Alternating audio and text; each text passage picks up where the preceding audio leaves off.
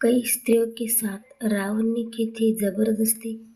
माता सीता पर बुरी नजर रखने वाला लंकापति रावण कहने को तो महान योद्धा और ज्ञानी था, लेकिन कुछ ऐसे संदर्भ मिले जिससे मालूम होता है कि स्त्रियां उसकी कमजोरी थी।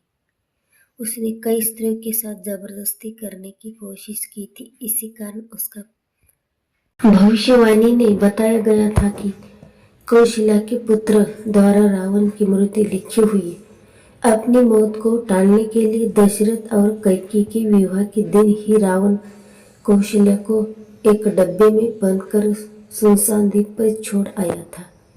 एक बार रावण ने अप्सरा रंभा को देखा, जो उसके सौतेले भाई कुबेर की वधू थी। रावण रंभा को देखकर कामातुर हो गया और उसके साथ बल प्रयोग कर सतीत्व भंग कर डाला। जब हम बात नकलबर को पता चली तो उसने रावण को शाप दिया कि यदि वह किसी भी स्त्री की इच्छा को बिना उसे स्पर्श करेगा तो उसके सिर के 100 टुकड़े हो जाएंगे। रावण ने अपनी पत्नी की बहन माया के साथ भी छल से संबंध बनाकर उसके पतिव्रता धर्म को नष्ट करने का हुक्म किया था। तब माया ने रावण को शाप दिया था कि स्त्री के पति तुम्हारी कामना ही तुम्हारे विनाश का कारण होगा।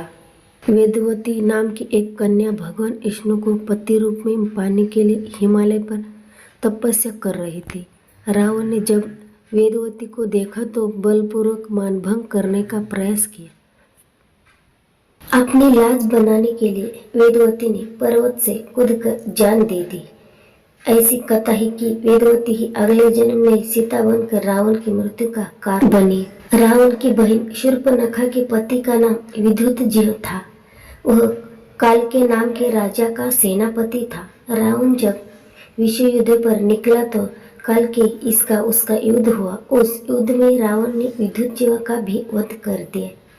तब शूर्पणखा ने अपने मन ही मन रावण को श्राप दिया कि मेरे ही कारण तेरा सर्वनाश होगा।